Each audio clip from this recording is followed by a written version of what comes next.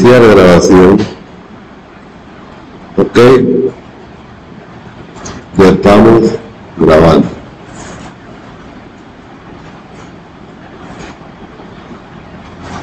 Bien, entonces ahora vamos a hablar del factor agua. ¿Cuánto de agua hay en el planeta? Aparentemente hay más agua que roca, pero no es así. Eso es superficial, ¿cierto? Si nosotros hacemos, digamos que la Tierra fuera una circunferencia perfecta, digamos, entonces el Sol, en realidad el Sol es así, ¿ok? Sí.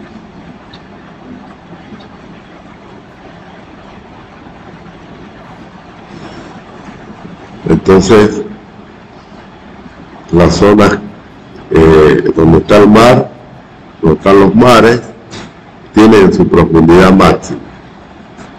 No llegamos. O sea que el mar tiene un fondo. Pero todo lo demás es roca. Y además en el centro tenemos magma. Tenemos una forma de la materia que no es sólida, pero tampoco es tan, bueno, en forma, digamos, que se llama, es el cuarto estado. ¿Cuáles son los estados de la materia? Líquido, sólido, gaseoso y plasmático. ¿Verdad? Eso es otro estado de la materia. Cuidado, plasma. Pero igual no es agua, ¿cierto? Entonces, y cuando se escapa ese plasma, salen los volcanes. Entonces, está girando la Tierra, ese plasma también gira. Que fundamentalmente está formado de fierro, hierro y níquel. Entonces es pesadísimo. Y al girar, los electrones, los protones están en el centro, ¿no? Y en el estado magmático.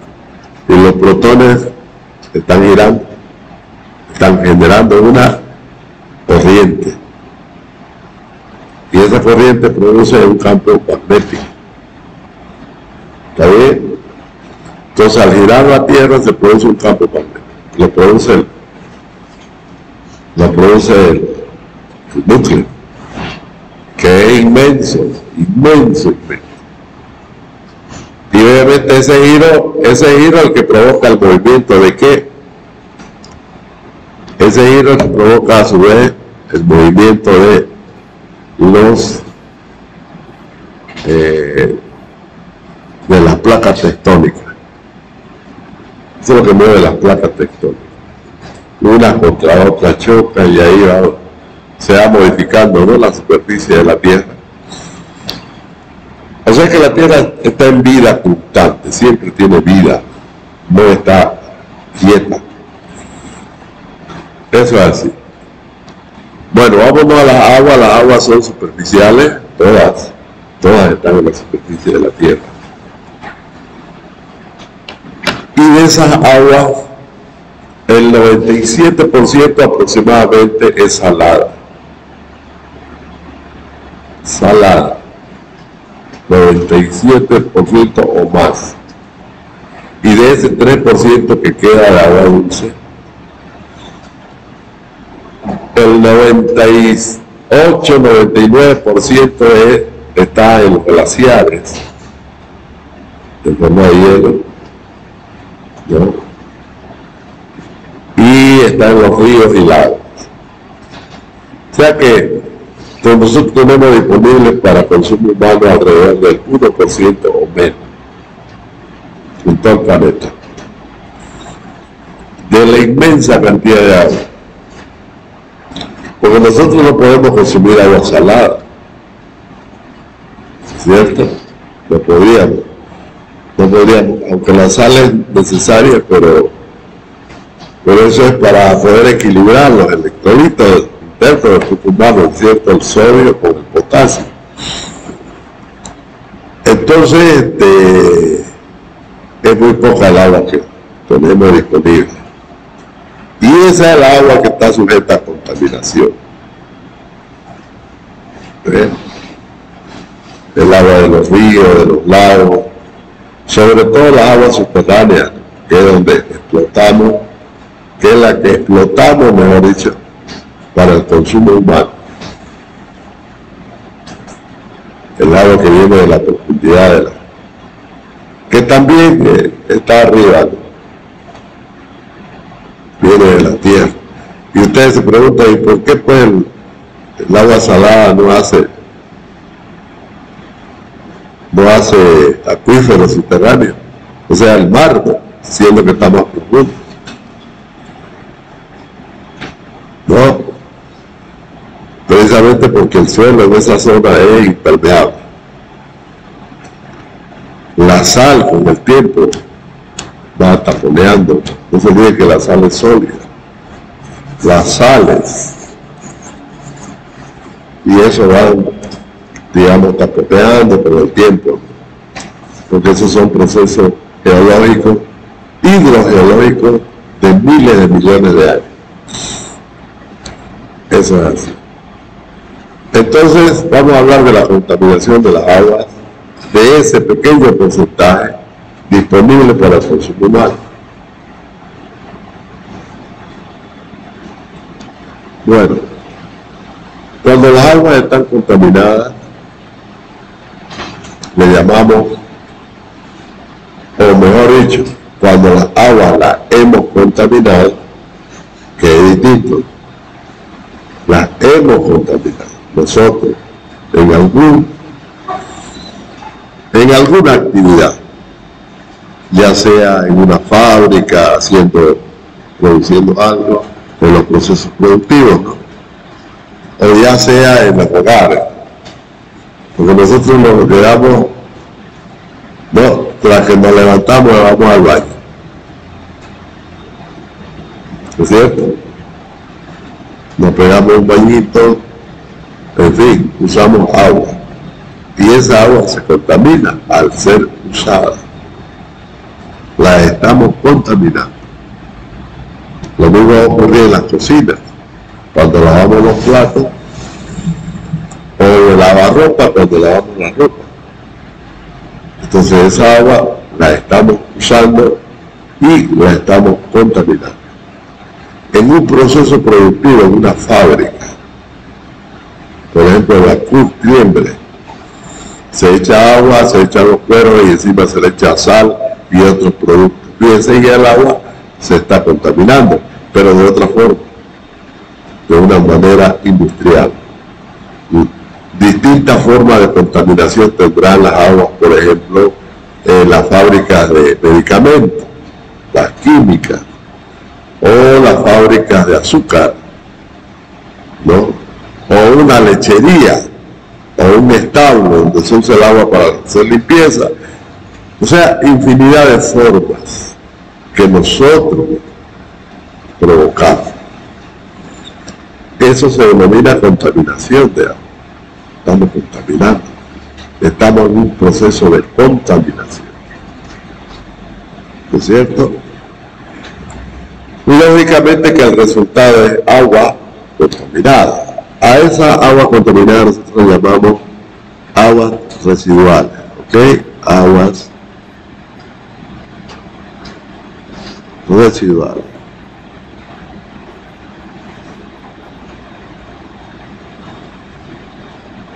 A esas agüitas contaminadas, no importa la fuente de contaminación, todas son aguas residuales. Ahora bien, ¿qué hacemos para descontaminar el agua?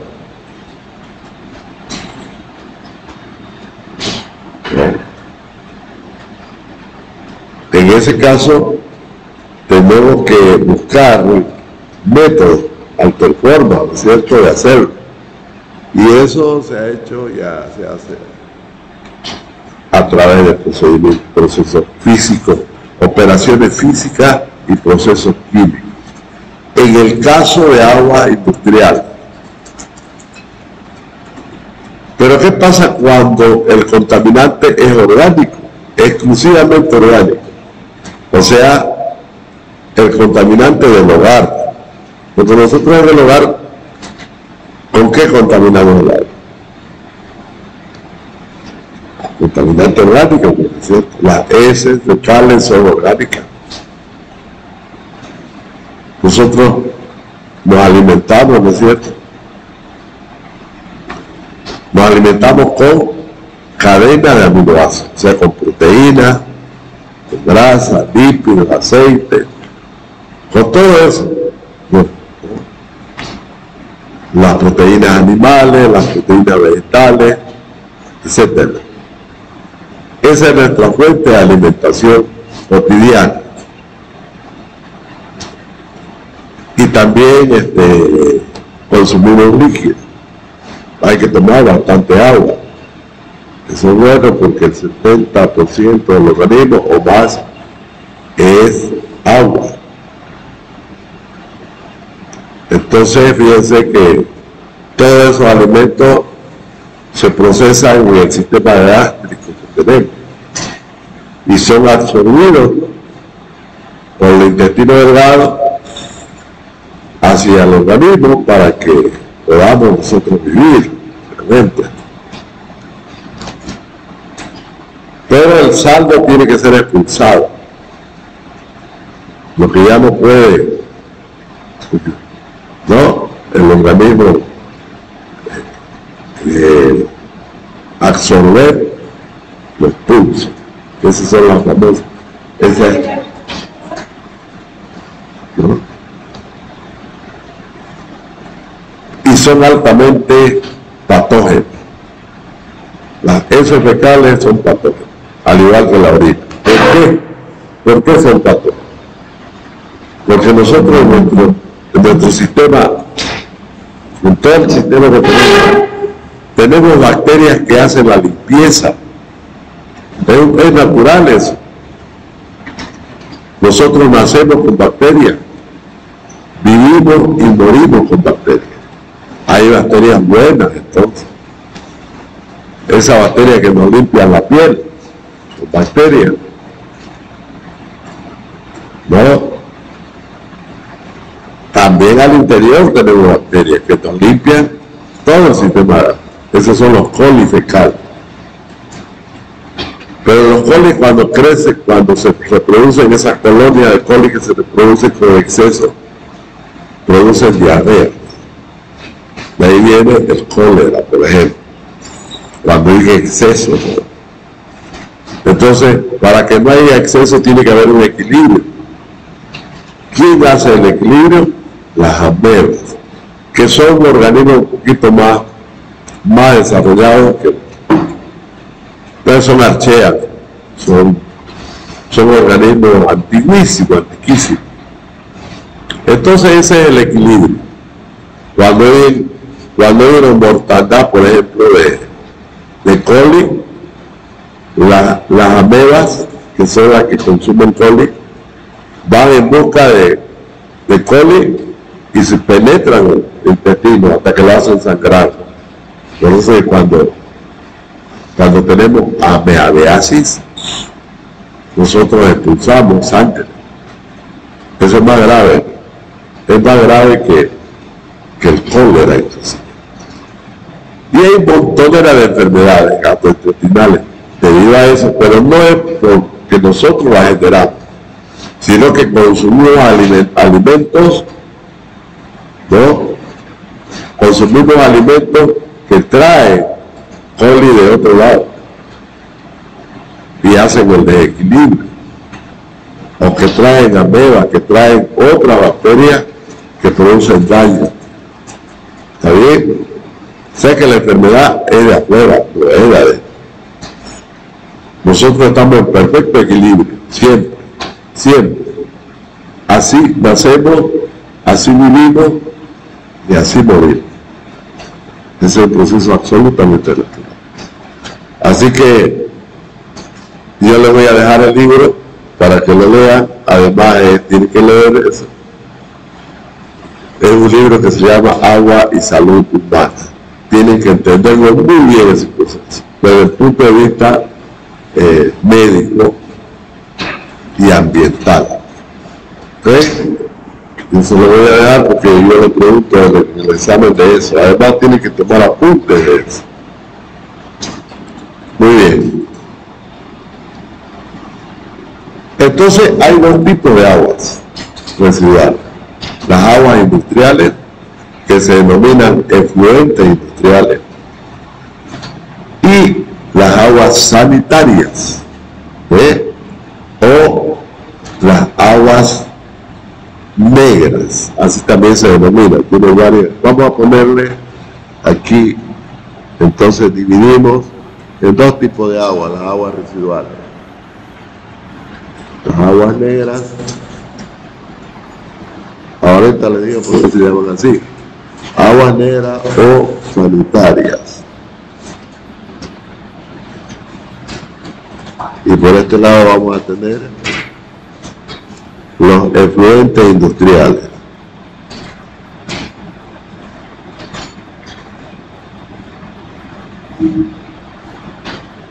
O sea, lo que sale de la industria, de un proceso industrial. El agua contaminada que sale, que es distinto. Vamos a entender que tiene que ser, obviamente que va a ser distinto, por el contenido del contaminante, así es sencillo. El ejemplo que les daba de una curtiembre es una industria del cuero. Lo que hace es producir cuero para zapatos, para mantas. Los cueros, ¿no? En general. ¿No es cierto? Pero el agua que se produce ahí es un efluente que tiene contaminantes químicos. Porque para hacer cuero, mejor dicho, para procesar el cuero, se necesitan químicos. Entonces vamos a entender que esa agua contaminada no tiene nada de materia orgánica.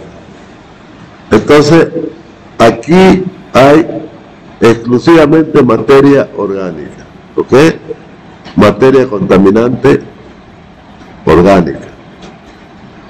Esa es la característica. Y acá hay diversidad. Le vamos a llamar materia no orgánica, o contaminante, ¿no? Mejor contaminante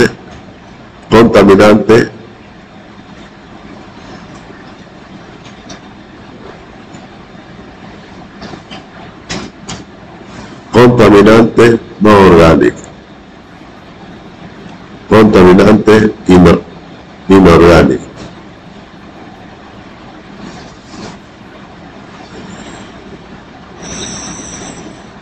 Para efectos de estudio en este curso, como podrán entender, cada contaminante industrial se lo estudia por separado en un semestre. Para eso está el profesor Montaña. Él les va a dar todo lo que es efluente industrial. Yo no voy a tocar absolutamente nada, no voy a meter en contenido de otra materia. Se llaman efluentes industriales. Creo que son 1, 2, no sé cuántos, pero son varios. Y ustedes tienen que conocerlos todos, porque cuando sean ingenieros van a trabajar ahí, ¿cierto? En esa industria. Y tienen que conocer eso a fondo. Y aprovechen al profesor Montaña porque es capísimo, no hay nadie, casi nadie como él. Especializado en Europa, hispano. Así que desde ahora les advierto. Y es muy enérgico. ¿Está bien? Tienen que sacarle, preguntar todo lo que duda es con él. Y lo que es muestra industrial. Maneja muy bien. Yo no voy a tocar nada de eso. Yo voy a tocar esto. Vamos a ver contaminación de agua no orgánica. ¿Qué es lo que vamos a ver en esta parte? Vamos a ver los procesos de contaminación, ¿no? El transporte, o sea, el manejo de estas aguas, el manejo de estas aguas, aunque el detalle del manejo lo van a ver conmigo, porque el manejo es el mismo para las dos. El manejo significa cómo conducirla a algún lugar, ¿cierto? Para hacer el tratamiento, para hacer la descontaminación. Y ese proceso es hidráulico, es lógico. Y ese tema lo van a ver muy bien con el profesor de hidráulica. Buenísimo también. Máster en hidráulica. Entonces, vamos a ver si un poco lo que significa el manejo y vamos a ver el tratamiento. Las tres cosas que es importantísimo, ¿está bien? Para que entendamos cómo es que se estudia la contaminación de agua. Para eso yo tengo que apoyarme en algo, ¿cierto?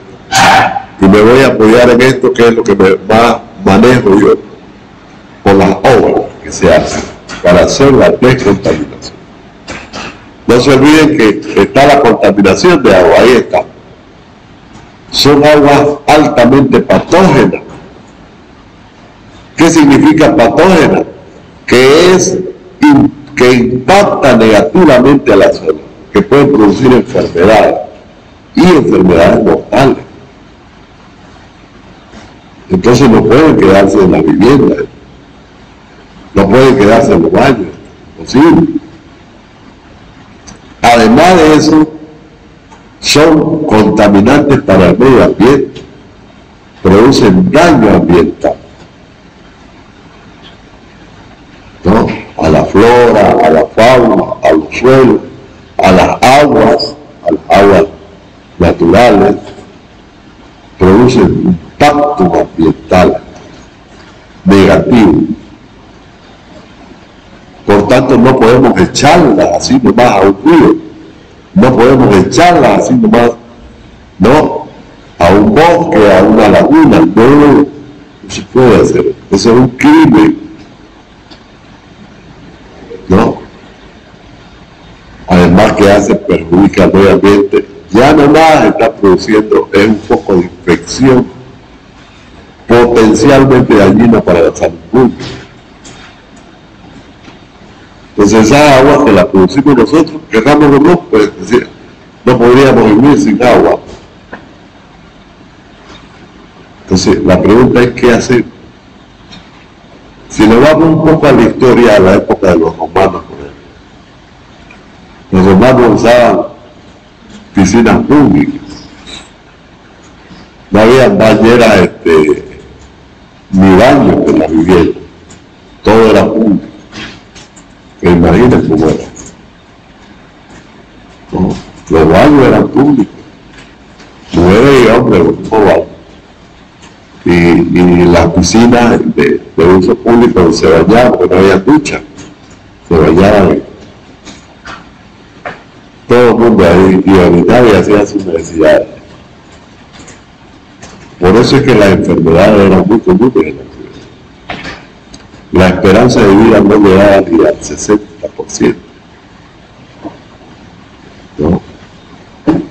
La primera pandemia que fue documentada por Galeno, de ahí el nombre de Galeno, médico, uno de los primeros médicos, digamos, que escribió Galeno, ¿no? En el año 165 después de Jesucristo, hubo una pandemia a Roma terrible. Se cree que fue la viruela esta, alguna cepa de la viruela que conocemos ahora como viruela del mono. La viruela. Eso llegó a Roma en la época de Marco Aurelio y Verón, eran dos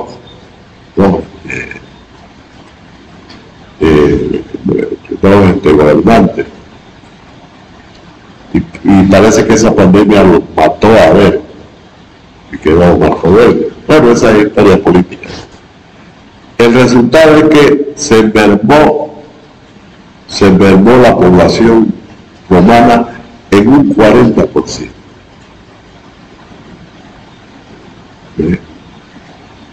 Y la viruela viene también del mal uso del agua.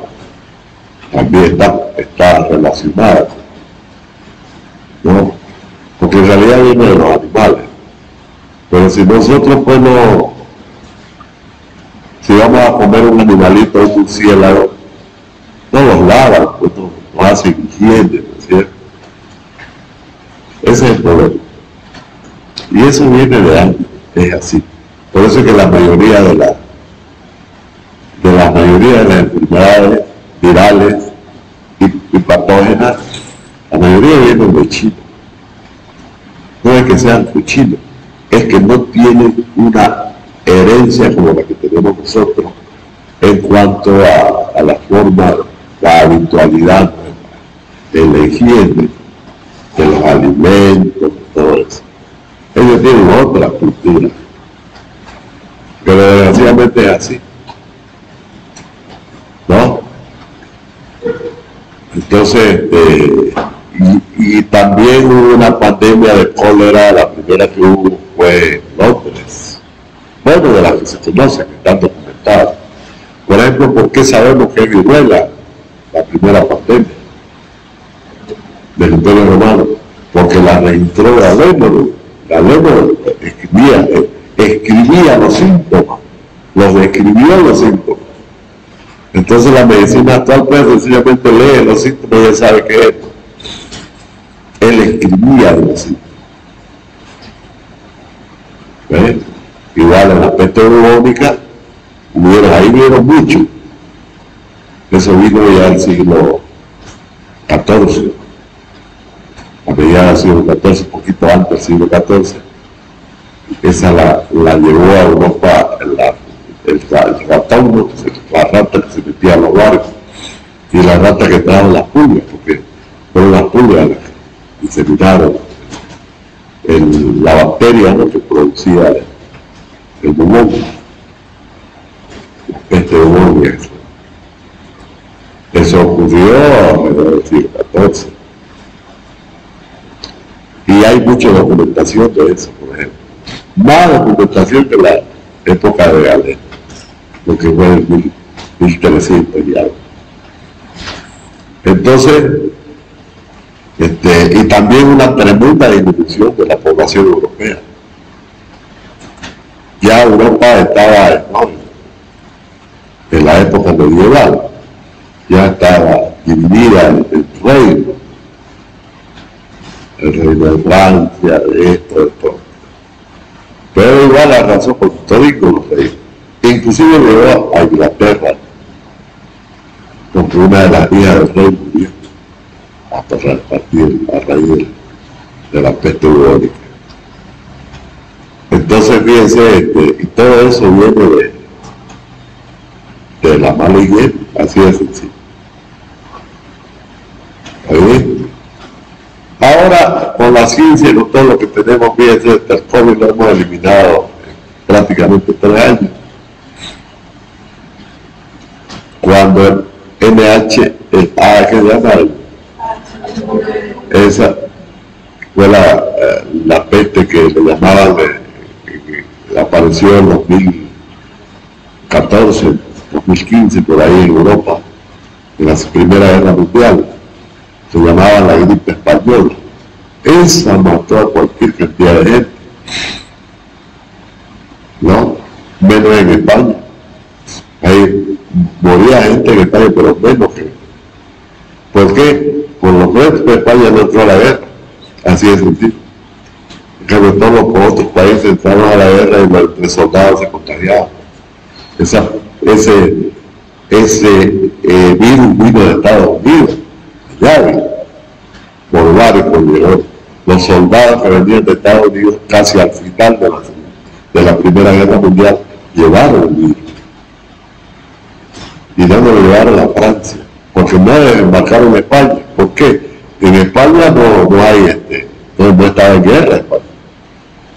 No entró a la Primera Guerra. Se declararon neutros. Entonces los soldados llegaron directamente a Francia y ahí comenzó la contra. Ahí esparcieron el vidrio de todo el mundo hasta el frente, ¿no? Hasta los alemanes y todo. Menos España. Claro, bueno. Por eso le llamaron la gripe española. Entonces, los diarios españoles eran los que escribían más de eso, todo el mundo tranquilo, no había guerra, ¿eh? Entonces, mal llamado, pero es la esta valla. ¿Y cuánto duró? Duró como 15 años. 15 años. Y es un coronavirus, igual, es un coronavirus. Solo que el COVID-19 duró 3 años, pero por la vacuna. La vacuna lo ordenó todo. Muy bueno. ¿Y qué es la vacuna? Es el virus. Eso es lo que le están metiendo. Cuando la vacuna es uno, es el virus que le están metiendo. Pero el virus que ya no hace daño. Hay diversas formas de hacerlo eso. Una es con el virus muerto. El virus sigue el núcleo, ¿no? Otra es parte del virus. Depende, pues hay varias tecnologías. La más avanzada es la biotecnia y la moderna, que son las mismas tecnologías. Son las más avanzadas, porque esas toman el núcleo es ARN. Hay virus que son de ARN y otros que son de ADN. El virus en realidad no es una célula, no. El virus viene en una cápsula de grasa. Por eso es que dice lavarse las manos con jabón. Porque si ustedes tienen virus en las manos, con el jabón, la grasa no lo destruye. Todos los virus vienen así. No es una célula. No tiene todo lo que tiene la célula, no trae. Por eso es que son altamente infecciosos, son fáciles de penetrar en el cuerpo humano. No mucho más pequeños, pues lógico. Es hasta el mosquito con su puntita ahí, le meten y ya está el virus adentro. Bueno, pero todo eso tiene que ver con la higiene, ¿no? Tiene que ver con la higiene. ¿Ok? Desgraciadamente cuando la pandemia ya está, bueno, a veces se descontrola. Entonces, se hace necesario, primero, estas aguas negras que se producen en los domicilios. Primero tenemos que, dentro del domicilio, hacer la instalación de las obras, ¿no es cierto?, seguras, las obras sanitarias se denominan, que sean seguras para colectar estas aguas dentro del domicilio, ¿no? Nosotros tenemos que colectar esas aguas dentro del domicilio, adecuadamente. ¿Está bien? Por eso es que los códigos de urbanismo, casi todos los municipios, al menos el de Tala, establecen cómo deben ser los baños. Por ejemplo, cuando vamos a aprobar un proyecto de construcción de vivienda, ahí nos indican, el baño tiene que tener esto. Bueno, ya los arquitectos saben eso. Para eso van a la universidad.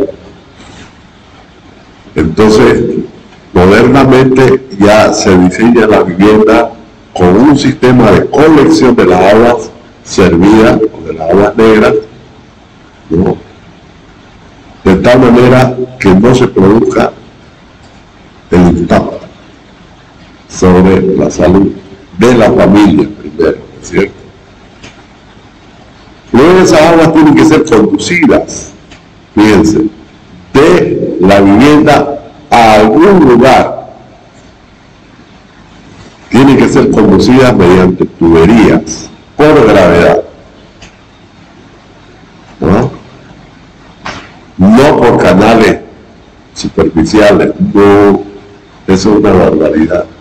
Mucho tiempo en Trinidad hubo esa desgracia, ese pueblo, ¿no? Llevar las aguas residuales por canales, por calles. No es así. Tiene que ser por tuberías enterradas. Tiene que ser por ductos. Se llaman colectores, así se denomina. Tiene que ser por colectores, y esos colectores es como una red, es como una, imagínense, una cuenca. En realidad eso es lo que hacemos. Construimos una cuenca subterránea con tuberías. ¿Está bien? Y esas tuberías finalmente llevan las aguas de los baños, también se llama albañal municipal. Albañal municipal son las aguas de los baños. Todas esas aguas se transportan mediante colectores, tuberías subterráneas, a una planta de tratamiento de aguas negras. Y ahí se le hace el tratamiento. ¿Está bien? De tal manera que el efluente de ese tratamiento ya sea agua que no impacte, ¿no?, a la naturaleza. Todo eso vamos a ver en esta parte. El proceso de contaminación, transporte y tratamiento de las aguas de los baños, el albañal municipal. ¿Qué dice la ley en cuanto a los efluentes industriales que están dentro de la ciudad? Porque hay fábricas, ¿no es cierto? Hay factorías dentro de la ciudad que producen contaminantes inorgánicos, o sea, efluentes con químicos. La ley establece que en esos casos la industria tiene que hacer el tratamiento de sus aguas industriales dentro del obligatorio. No puede llevar esa agua al alcantarillado sanitario, no. Ustedes van a entender por qué. Vamos a ver por qué. No se pueden mezclar las aguas industriales con las aguas sanitarias. Prohibidísimo. No es posible. ¿Ok? Entonces, estas aguas residuales con contaminante orgánico, ¿no?, deben ser tratadas en una planta de tratamiento.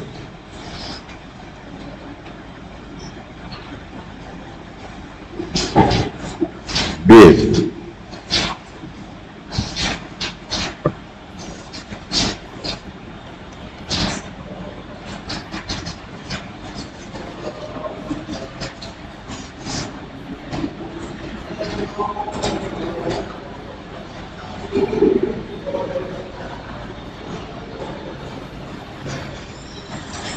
Características de las aguas negras.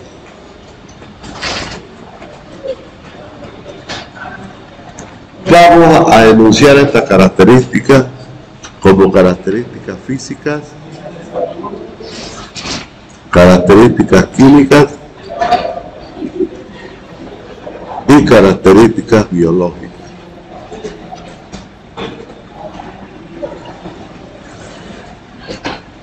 Ya sabemos que las características físicas se refieren al olor, al color,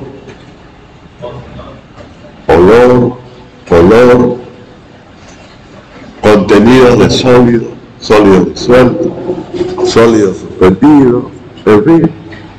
Todas esas son las características físicas. Lo que es físico, ¿no?, que normalmente es observable. Por ejemplo, el contenido de arena. ¿Y por qué arena? Nos preguntaron, ¿por qué? No, pues arena. ¿Por qué arena? Porque llueve, ¿no es cierto? Y cuando llueve, ¿qué lleva el agua? Arrastra superficialmente arena. Arrastra suelos. Pero va dejando el coloide y solamente queda el cristal. Y el cristal es el que se hace arena, pues es cierto. Desgraciadamente no podemos evitar que eso se infiltre a las cámaras de los domicilios, ¿no? Se va a infiltrar, nos guste o no nos guste. Fíjense, esos cristales que ponen arenas muy finas se infiltran a las aguas negras, y eso va a llegar a la planta. Entonces quiere decir que las aguas van a llegar con arena. Pero no solamente se van a infiltrar en las cámaras de la vivienda, también se van a infiltrar en las cámaras donde se unen las tuberías, ¿no? En las calles, por ejemplo. Hay unas cámaras en las calles donde se unen las tuberías. Ya vamos a ver el sistema, ¿está bien? De alcantarillado se llama eso. Entonces igual llueve, no se puede evitar de que haya infiltración, ¿no?, de aguas de lluvia. Y esa infiltración de aguas de lluvia significa infiltración de arena. No se olvide que las arenas, ¿qué es lo que hace el agua con el suelo? Lo erosiona, ¿no? Lo va erosionando. Y en esa erosión es donde se produce el limbo, erosiona limbo, erosiona arcilla, pues la característica del suelo. Y los suelos también traen cristales. Cuando decimos estructuras cristalinas, ¿no?, son pequeñitas, son trozos muy pequeños que en el conjunto hacen las arenas. La arena es cristal, cuarzo, el cuarzo es cristal. Generalmente son así, o sílice. Lo bueno, los cuarzos están formados por sílice. Entonces fíjense de que todo eso hace la arena. Y le digo ahí cualquier cantidad de arena. Ya lo vamos a ver más adelante. ¿Okay? Entonces esas son características físicas. Contenido de arena, vamos a decirle contenido de sólidos. Sólidos suspendidos, sólidos totales, sólidos sedimentables, no sedimentables, tienen tantos nombres, ¿no?, según la literatura que leamos. Después tenemos las características químicas. Cuando hablamos de las características químicas, hablamos ya de compuestos químicos que contiene el agua. Por ejemplo, el oxígeno disuelto, cantidad de dióxido de carbono, ¿qué más? Nitrógeno, fósforo. ¿Por qué decimos eso? Porque el contaminante orgánico trae eso, pues. No se olviden que los alimentos que consumimos tienen nitrógeno, tienen fósforo, tienen potasio. A ver cómo apio verde, eso, puro magnesio. ¿Ves? La clorofila, el núcleo de la clorofila es magnesio. Y la clorofila es fundamental en las plantas. Es cierto, y nosotros consumimos eso. ¿Está bien? Y defecamos por lo mismo, obviamente. ¿Es cierto? Entonces, esas son las características químicas. Los elementos químicos que se presentan en aguas negras. Y la característica biológica tiene que ver con el número más probable de, por ejemplo, de patógenos. El número más probable de patógenos. Cuando hablamos de patógenos estamos hablando de la bacteria, ¿no?, que son un peligro para la salud pública, como el coli,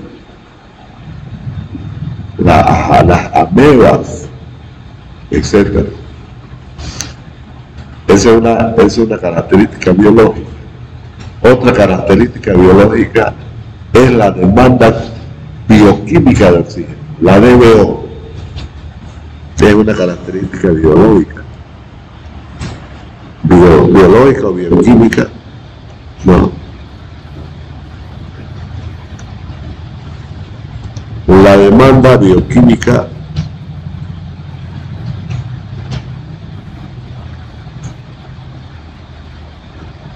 de oxígeno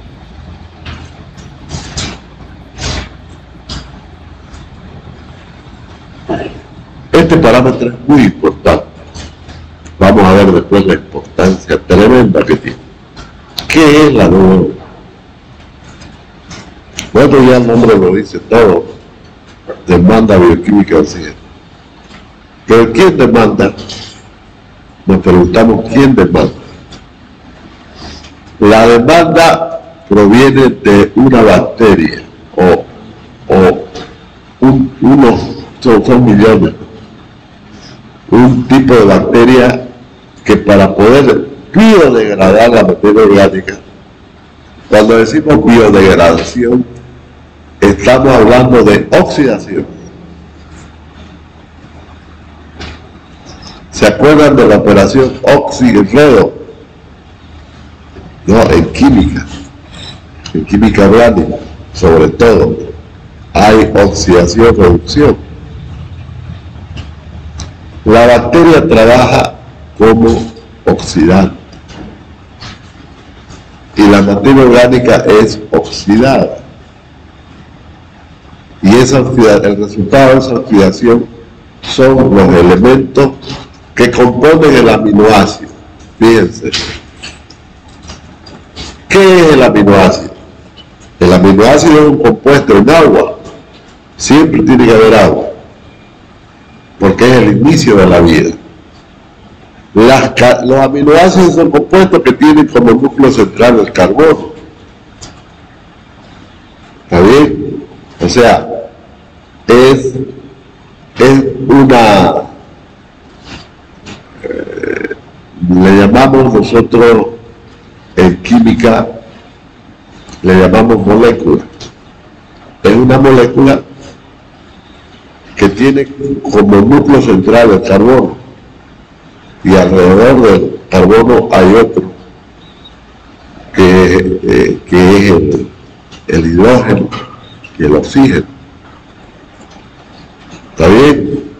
Pero hay una diferencia con los aromáticos, que son el petróleo y esas cosas, los alcoholes. Hay una diferencia, que tienen un radical. O sea, viene la cadena orgánica que tiene un carbono y alrededor tiene otro, ¿no es cierto? Así viene. Pero en uno de estos enlaces va a ir un radical.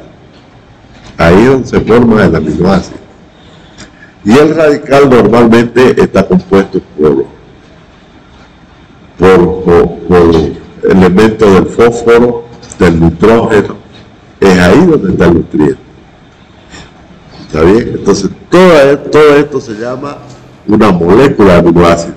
Y cuando esas moléculas se unen, forman lo que nosotros llamamos proteínas. O sea que las proteínas están formadas por aminoácidos. Igual la grasa, solo que los enlaces de grasa y aceite son más fuertes. Son mucho más fuertes. No se olviden que el enlace es iónico, ¿no? Y estable, mientras permanezcan estables, porque son sumamente inestables. Se desestabilizan con calor, fácilmente se desestabilizan con calor, con pérdida de agua, por ejemplo. Entonces, los aminoácidos conforman cadenas que nosotros le llamamos proteínas, vitaminas, también le llamamos grasa, lípidos, aceite, todo eso. Y cuando viene una bacteria, fíjense, rompe el enlace. ¿Para qué lo rompe? Para ganar energía, ¿no es cierto? Y que pueda reproducirse. Además lo rompe porque necesita, por ejemplo, el oxígeno. Entonces, al romper el enlace, ¿qué es lo que hace? Lo destruye, lo reduce. Reduce el aminoácido. Significa que queda reducido el aminoácido en sus iones. Entonces ya no es aminoácido. ¿Ve? La proteína desaparece como tal. Pero ¿qué quedan los iones? Queda el ion nitrógeno, queda el ion fósforo, queda el ion, todo queda liberado ya, que después se vuelve a unir, ¿no? Especialmente los nitrógenos, ¿no? Que son los que forman los nitritos, los nitratos y todas esas cosas que hay en las aguas residuales. Por eso es que las aguas residuales son poderosas para usarlas las aguas tratadas, las aguas ya reducidas, son poderosas para tratarlas en la agroindustria, en riego, por ejemplo. ¿Por qué? Porque contienen nutrientes para las plantas, son espectaculares. Yo les voy a mostrar después cómo es que se usan en Bolivia las aguas provenientes de las plantas de estos caminos. Les voy a mostrar. Pero van a comer lechuga normalmente, van a decir tomates y todo, ¿no? Ahí se usa, ¿no? Bien, entonces la DBO es la demanda bioquímica de oxígeno que exige la bacteria, ¿ve? Para hacer la biodegradación, porque ese proceso necesita oxígeno. La bacteria necesita oxígeno, sí o sí. ¿Ok? Si no lo encuentra el oxígeno en el medio, lo toma del aminoácido, de ahí lo toma. Por eso es que ese proceso se llama anaerobio. ¿Está bien? Cuando la bacteria toma el oxígeno de la bacteria orgánica para hacer la biodegradación, ese proceso se denomina anaerobio. No hay oxígeno en el medio. Eso quiere decir. No hay cero oxígeno en el medio. Por ejemplo, los lodos. Por eso es que se llaman aguas negras. Cuando llegan a la planta tienen ese color negro. ¿Y saben cuánto oxígeno hay? Cero. No hay oxígeno disuelto. ¿Y cómo es que se va a biodegradar? Que va a aparecer la bacteria anaerobia, que hace la biodegradación del lodo, ¿no? Lo estabiliza o lo reduce, si quiere lo oxida, ¿está bien? ¿Y con qué oxígeno lo hace? Con el oxígeno que contiene la misma bacteria. Es un proceso mucho más lento. En cambio, si le metemos oxígeno, cambia la fibra. Es el proceso aerobio. Entonces el proceso es más rápido. Las características principales, hay mucha diferencia en los dos procesos. La característica principal, por ejemplo, del proceso aerobio es que las bacterias producen gran cantidad de CO2, de dióxido de carbono. Ese proceso aerobio. Gran cantidad de CO2. Y es inodoro, no se vuelve. El CO2 no se vuelve. En cambio, el otro proceso, donde no hay oxígeno disuelto, la bacteria anaerobia produce gran cantidad de metano y sulfuro. Por eso el olor a huevo podrido, por el sulfuro de hidrógeno. A ver, a ver sulfuro de hidrógeno. Dios, no, a huevo podrido. Esa es la característica principal del proceso anaerobio. Produce gran cantidad de metano y sulfuro, pero también otro gas, menos, es mucho menos. Produce, por ejemplo, lo del nitrógeno, produce lo de el CO2 también lo produce, pero muy poco. ¿Está bien? Lo que más produce el proceso anaerobio es sulfuro, metano y sulfuro. Y fíjense que el metano, ¿no?, es 20 veces más potencialmente contaminante de efecto invernadero, digo, ¿no?, que el CO2. Ustedes le ponen un fosforito al metano y En cambio, el CO2 no enciende con facilidad. Más lo que hace el CO2 es absorber calor. Esa es la característica, absorbe mucho calor. En cambio, el otro es inflamable, produce muchísimo más calor, mucho más energía. ¿Por qué? Porque el CO2 es un enlace mucho más fuerte, es carbono y oxígeno. En cambio, el otro es carbono y hidrógeno, enlaces más débiles. Y el hidrógeno que es mucho más potencial que el oxígeno. Entonces, obviamente que va a producir más calor. ¿No? ¿Está bien? Eso. Entonces, la demanda bioquímica de oxígeno es precisamente la cantidad de oxígeno que van a demandar las bacterias para producir la oxidación. Eso. Y ese es un parámetro que lo medimos en laboratorio. En laboratorio se denomina DBO5. Así se denomina, DBO5. ¿Por qué? Ese es el parámetro que se utiliza para dimensionar las plantas de tratamiento, que vamos a ver. Con eso se calcula todo. La DBO5 es la demanda bioquímica de oxígeno en laboratorio, donde la muestra durante 5 días. Tiene que estar la muestra durante 5 días. En condiciones ideales a 20 grados centígrados. ¿Ves? O sea, el laboratorio tiene que estar a temperatura constante de 20 grados centígrados. Ahí la muestra, ¿no? Oxígeno del aire, normal. ¿Está bien? Durante 5 días. Medimos el oxígeno que hay a la entrada, a 0 horas, y medimos el oxígeno a los 5 días. ¿No? Y el resultado es la cantidad de oxígeno en miligramos por litro. Miligramos de oxígeno por litro.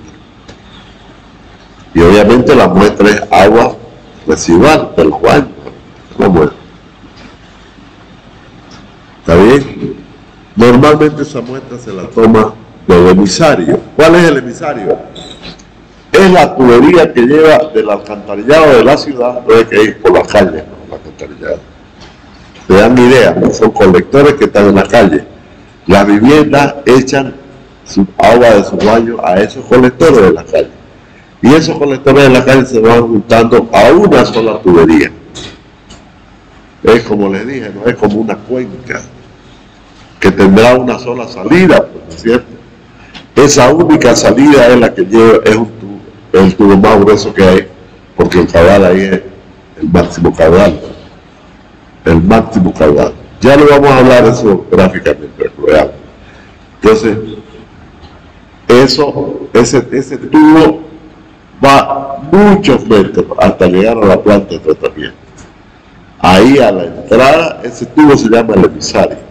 Así se denomina en ingeniería sanitaria. Así se denomina.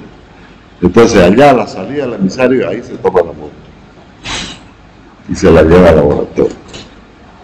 Porque esa es la que se va a tratar en la planta de tratamiento. Pero ya el agua, cuando llega a la planta de tratamiento, ya es negra. Por eso se llama agua negra. Cuando se origina las aguas no son negras. Si ustedes tapan una cámara en su casa, claro, van a ver que alrededor se ve negro, pero eso es por el tiempo que ha ocurrido. Pero el agua que recién venía de los baños no es negra, es un poco más clara, un café castaño, un castaño claro, más o menos, que se va haciendo negro. ¿Por qué? Porque ya las bacterias están haciendo la biodegradación, ya están transformando, ¿no? El aminoácido lo están transformando a lodo residual. Ese lodo negro lo transforman en un lodo negro.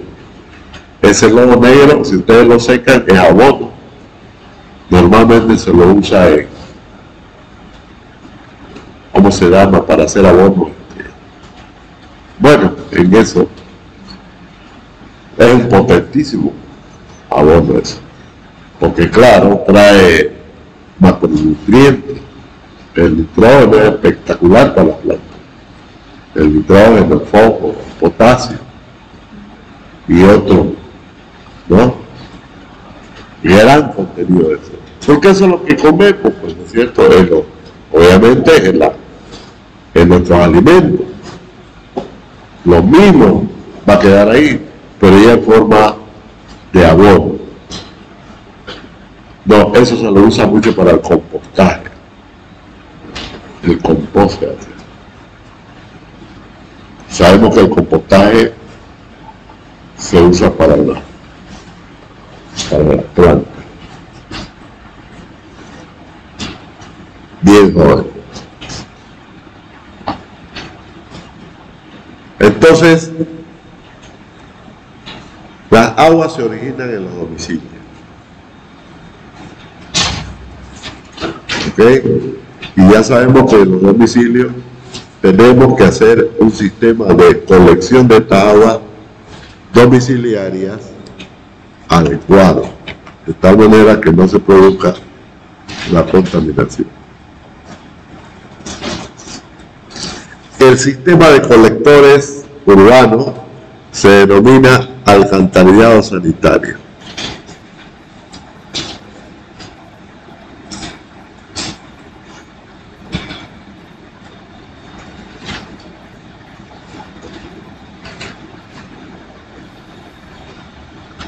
Entonces el alcantarillado sanitario no es más que un conjunto de colectores, ¿no? Conjunto de colectores que tienen por finalidad conducir las aguas del albañal municipal, así llamémosle, conducir las aguas del albañal municipal a la planta de tratamiento. Ese es el alcantarillado sanitario. Son obras, entonces, ¿está bien? Entonces, son obras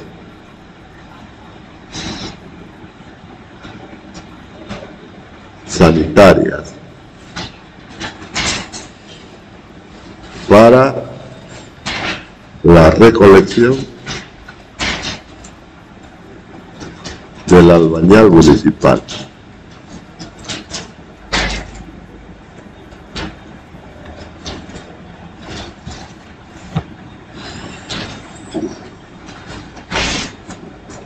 ¿Por qué decimos obras? Pues no solamente hay tuberías, también hay bombas, estaciones de bombeo, porque vamos a entender de que esto tiene que ir por gravedad.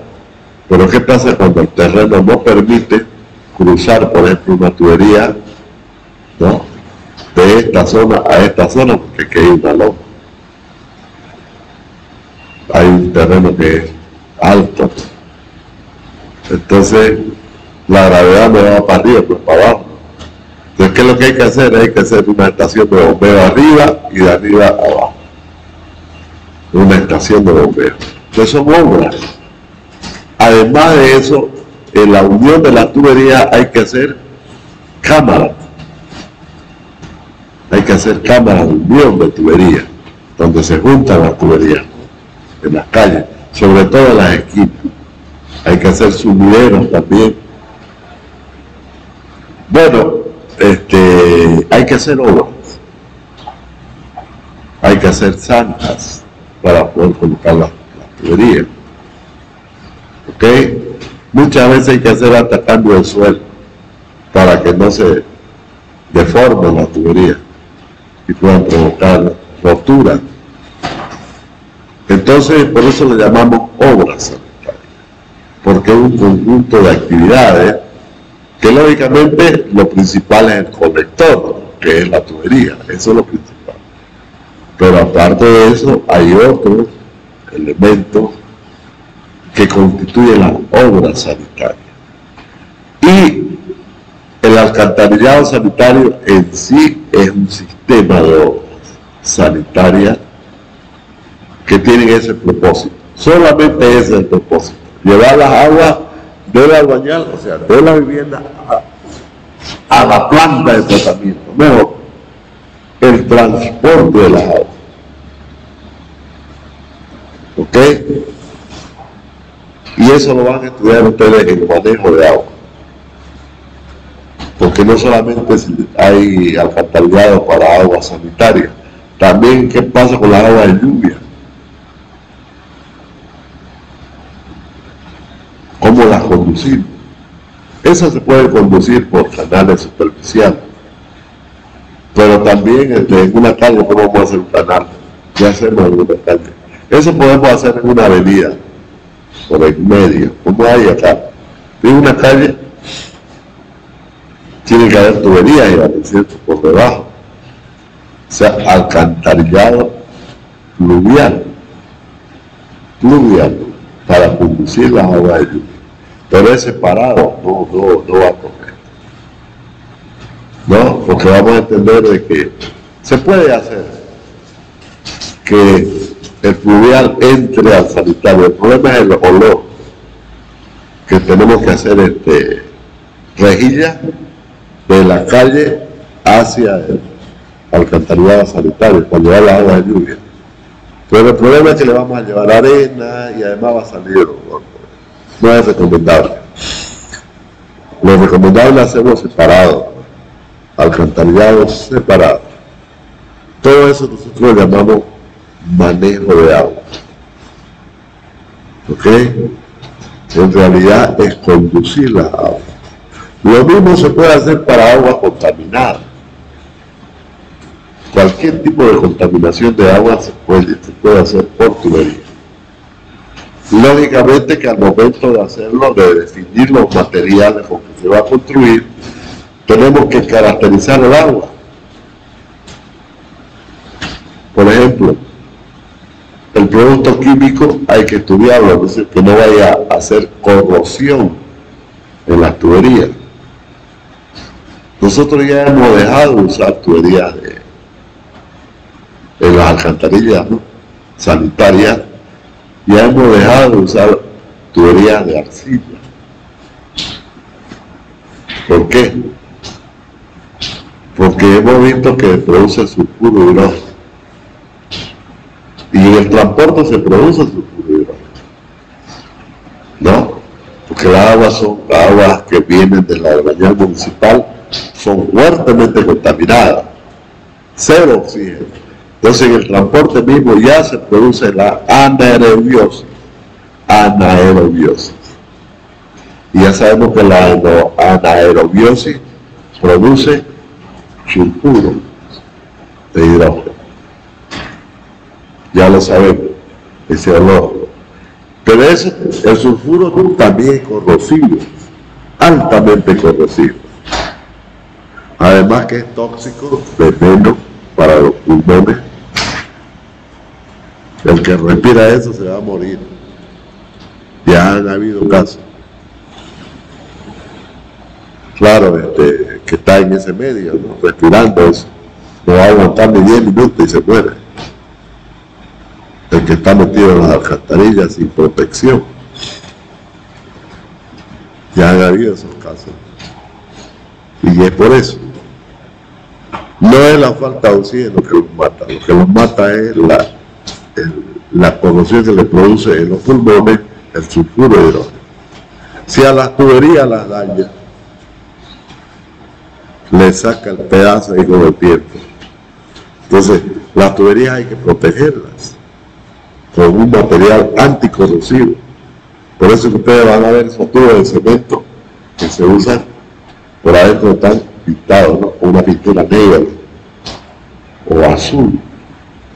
Esa es una película de un material anticorrosivo para que el sulfuro no le produzca corrosión al hormigón, que las tuberías están hechas de hormigón, cemento, no, arena y fibra, ¿ves?, prefabricada. Hay otras tuberías que son de fierro fundido, también tienen que ir pintaditas, ¿no?, porque el sulfuro le va a provocar problemas. ¿Ves? Entonces, todas esas cosas ya tendrá que preverla el ingeniero sanitario, ¿no?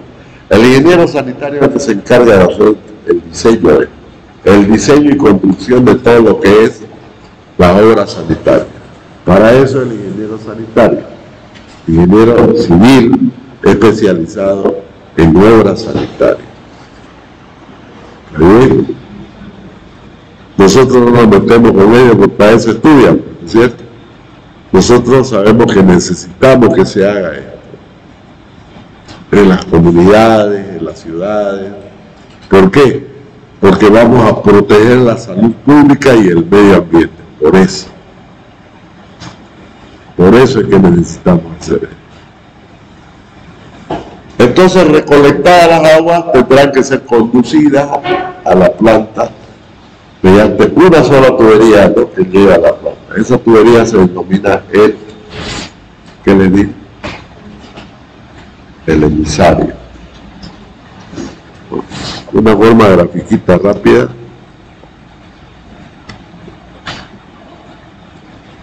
¿No? Aquí, digamos, tenemos el pueblo. Ahí está el pueblo en las calles. Por ahí vienen las tuberías. Y de una de ellas vendrá ¿no? Ya no me hizo caso esto. De una de ellas vendrá un tubo que va a llevar a la planta de tratamiento. Planta de tratamiento de agua negra.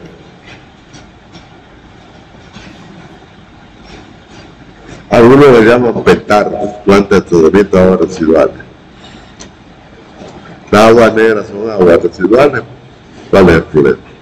Solo que ya sabemos de que el contaminante siempre es orgánico. No puede haber contaminante inorgánico, si no, chao bacterias, pues así de sencillo. Es por eso que no se pueden mezclar con el otro. Porque aquí el proceso es bioquímico o biológico. Aquí el proceso central es biológico. Se requiere una DBO. ¿Qué pasa si le echamos un químico? Chao bacteria, chao proceso biológico. Se detiene el proceso. Échenle sal, y que las bacterias son muy delicadas. Trabajan a un pH mínimo de 4. Le ponen menos y de mortandad de bacterias. Y el máximo es 9.5. Le ponen más sal, chao. ¿Ves? Hasta 9.5. Y por debajo, no menos de 4. Pues ya el ambiente es muy ácido. ¿No? Entonces, igual, pues, en ese rango tiene que trabajar. Eso vamos a ver ya en la planta de tratamiento. Vamos a ver qué es lo que hacen los técnicos ahí para controlar el pH. ¿Ves? O sea que no es cosa sencilla. Tiene sus cositas y tiene su costo. ¿Ok? Eso es joven. Así de sencillo. Bueno, ¿qué más? Ya son las 13:20. Tengo tiempo para ir a pasar mi otra clase. Entonces vamos a parar aquí y nos vamos a ir al grabador, al ODF.